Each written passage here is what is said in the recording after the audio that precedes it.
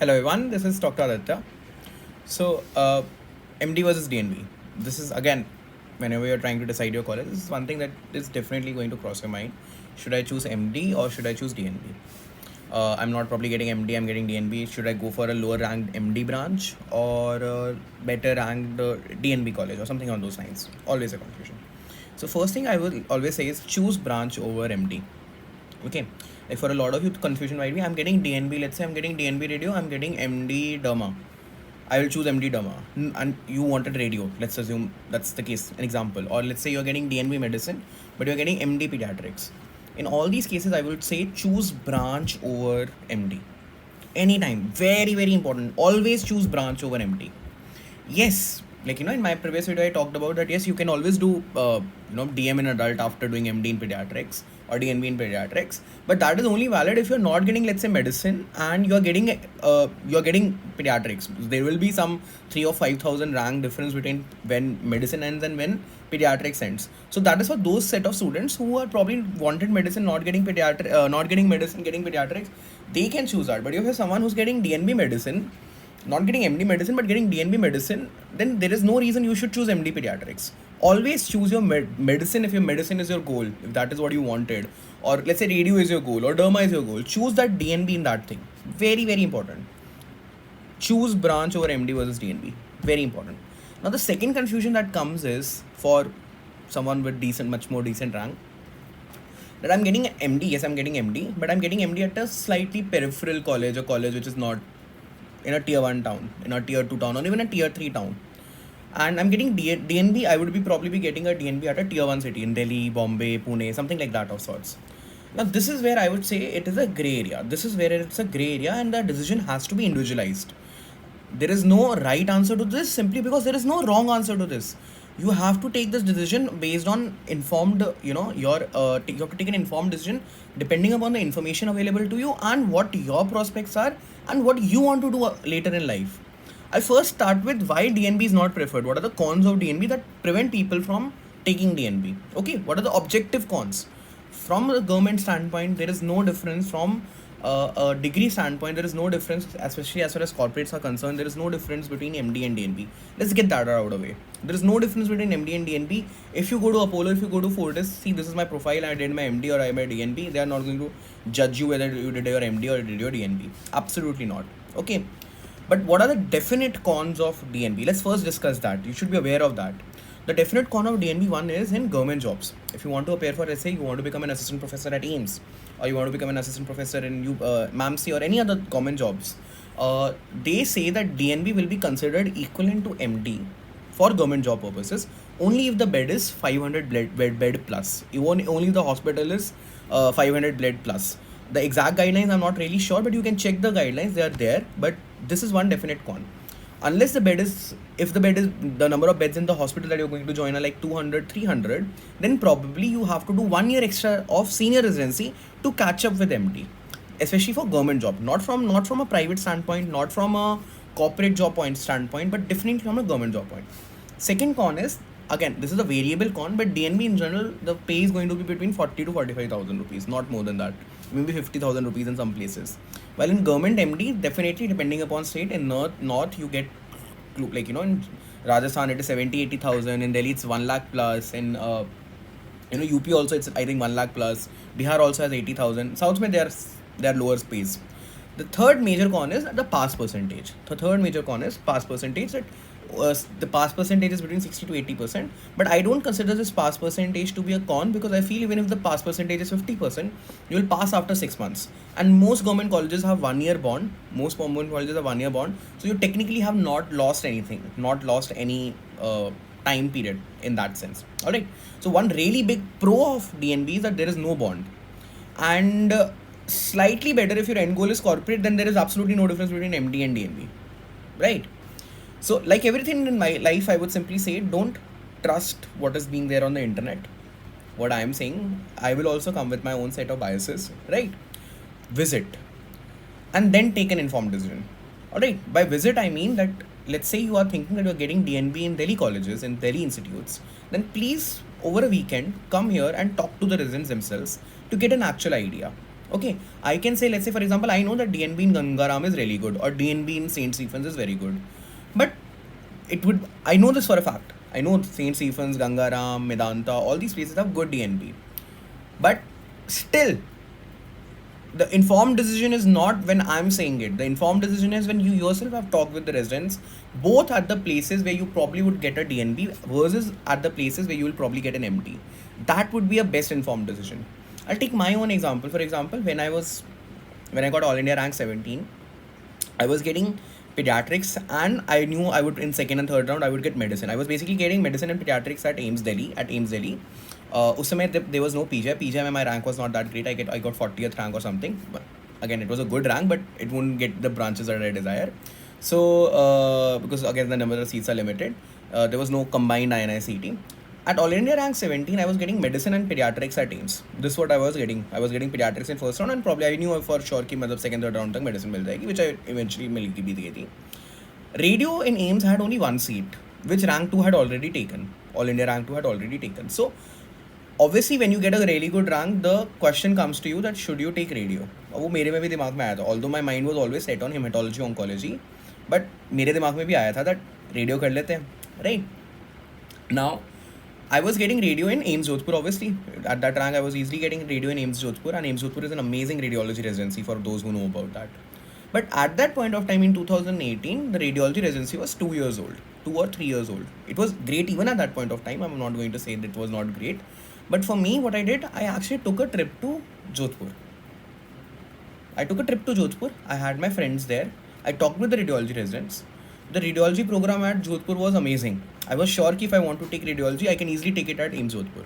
That was an informed decision. After that, I decided no. My passion lies in core medical branches, be it medicine or pediatrics. I will stay here at AIIMS Delhi. I won't go to AIIMS Jodhpur because radio is not my passion. But I took an informed decision.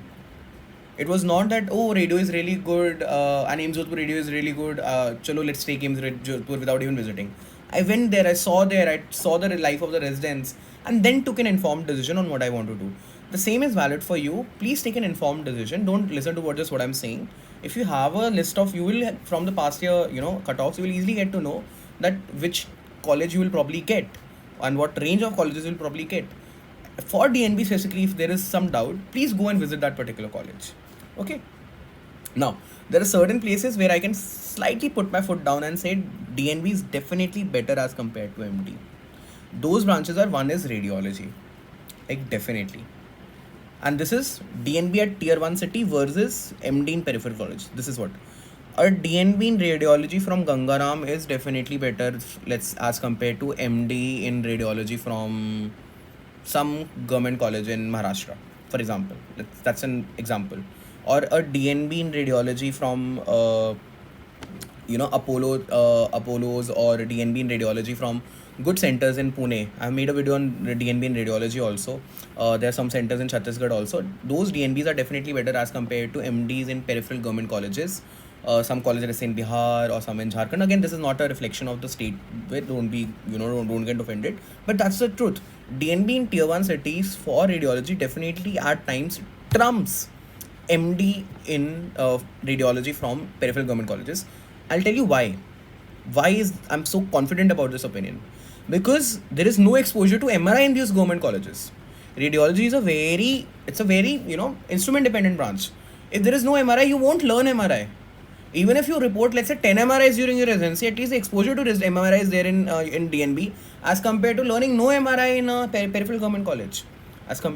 Like that. So this is my opinion. DNB in radiology definitely is better as compared to MD in peripheral government colleges. Obviously, if you are getting MD in radiology at a place where there is MRI, then obviously choose a better degree, MD degree. But otherwise also, like DNB in places like Gangaram, DNB in places like, I made a proper video, I don't remember the exact centers, like Bombay Hospital in Pune, or there is another hospital in Bhilai, I'm forgetting the name of that, in Chhattisgarh. All these hospitals are great hospitals for DNB radiology. Second is radiotherapy also. Again, simply because of the machines that are there for radiotherapy. Don't take radiotherapy. I think in the last video I made a mistake. I put a pinned comment also, but here also I'm telling it. Then don't take radiotherapy that will get DM Medical Oncology. Radiotherapy is no longer a feeder branch for DM Medical Oncology. And for pediatrics and medicine, I can say that you can take DNB in pediatrics or medicine over an MD in peripheral colleges if you see these two things. if you have an ICU, a good ICU exposure and skill set exposure in MD in DNB in pediatrics and medicine at a DNB institute, then that DNB institute I would say is better than an MD in peripheral college where you do not have ICU exposure. And the second exposure is super specialty exposure. Very, very important. Judge on the basis of these two things: super specialty exposure and ICU exposure.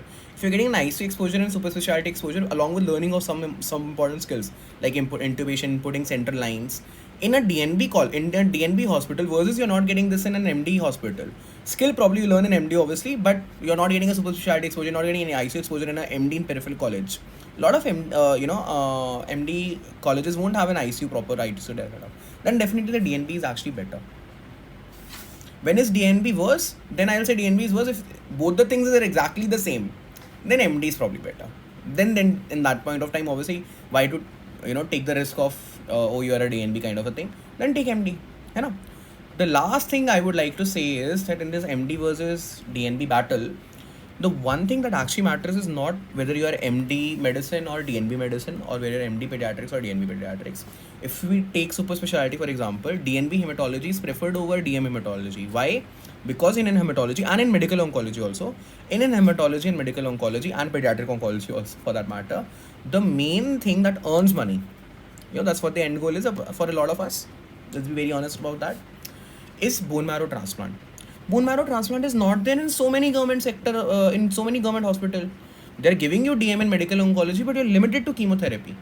Same for hematology. You're giving chemotherapy, but there is no transplant exposure. And transplant exposure, bone marrow transplant exposure is there only in DNB hospitals in private sector.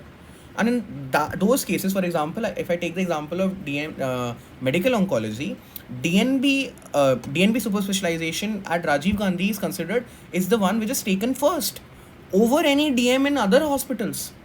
Why? Because of the exposure. So towards the end, what matters is the exposure and the skill set. You are a person who's skilled enough to do a bone marrow transplant. If I take, let's say, super specialization, for example, the same is valid for DNB versus MD.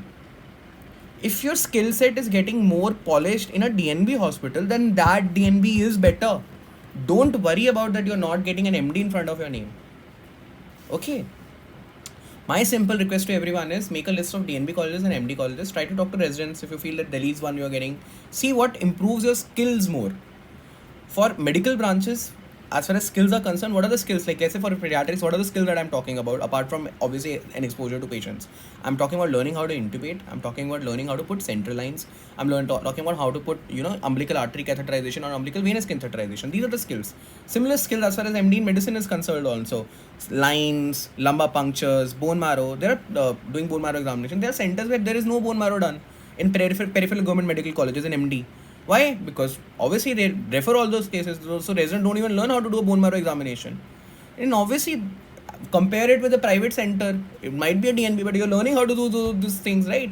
So see what improves your skill set more. See what improves your skill set more, whether it is the MD in that peripheral college or the DNB in a good private center, and take that. That is what matters towards the end. MD versus DNB doesn't matter. As far as knowledge part is concerned, there are so many online platforms now, even for SS preparation and even for your residency, that you learn knowledge. So don't worry about knowledge. What matters in these 3 years is how much skills that you gain, how much confident in those skills that you are. For example, tomorrow if someone comes, I'm very confident putting a center line, I'm very confident in intubating that person or putting a cannula. That's the skill set I've gained. I can easily I'm very confident in doing transplant because I got so much transplant exposure here at AIIMS. Independently, I did multiple, at least autologous transplant I did. Maybe allogenic, I might need to take maybe a 6 months or 1 year, not 6 months, probably just 2 or 3 maybe months, maybe thoda sa, to get more exposure to it. But I'm very confident. And that confidence comes from learning skills. That confidence won't come from knowledge. Knowledge can always be gained from online platforms and everything else. Not just platform, you can read on your own. So see what improves your skill set more. The thing that improves your skill set more is the thing that you should choose. That is my final word as far as MD versus DNB is concerned. For radiology specifically, there is one branch I will specifically say DNB is better simply because of the fact that more exposure to more number of machines. Same for radiotherapy, same for nuclear medicine. I did not put nuclear medicine there, same for nuclear medicine. That's it from my side today. Hope you understood the crux of the video. That's it from my side today. Thank you and have a nice day.